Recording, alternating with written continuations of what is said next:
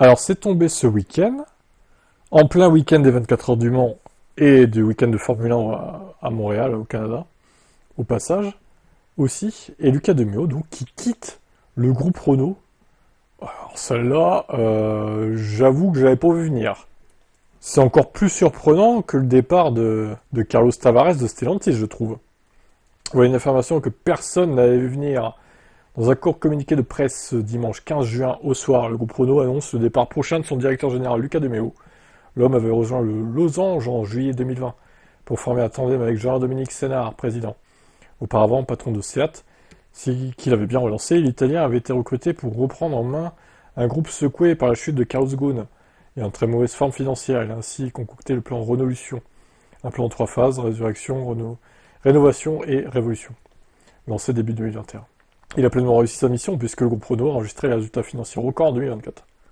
Son départ sera effectif le 15 juillet. Le Figaro a révélé qu'il allait devenir directeur général du groupe de luxe Kering. Je connais pas ce groupe. Ce départ intrigue, Lucas Demeo avait été renouvelé pour un deuxième mandat de 4 ans en 2024.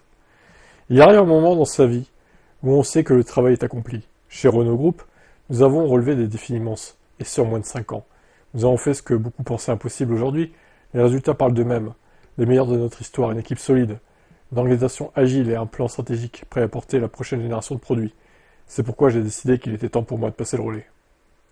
L'homme avait en effet annoncé à plusieurs reprises la préparation d'un nouveau plan stratégique pour le groupe, nommé Futurama. On ne s'attendait donc pas à le voir partir si rapidement. Y a-t-il eu des soucis en interne? Le groupe perd assurément un excellent DG. Le conseil d'administration a lancé le processus de désignation d'un nouveau directeur général sur la base du plan de succession déjà défini. Alors, est-ce que au final, ils vont continuer sur la lancée de Demeo avec un autre mec à la tête de Renault, ou est-ce que le nouveau va tout changer? Et surtout au niveau du sport auto, est-ce que Alpine en Formule 1 va continuer? Est-ce qu'en en endurance ils vont continuer? Est-ce qu'il va continuer les VE ou alors il va revenir un peu aux hybrides thermiques? Le nouveau, chez Alpine, notamment, bon chez Renault je pense que l'élec va continuer, mais bon. Ah, il y a beaucoup de questions là, hein, quand même. Moi, je trouve ça surprenant qu'il se barre comme ça sur un coup de tête, on peut le dire, hein, je pense.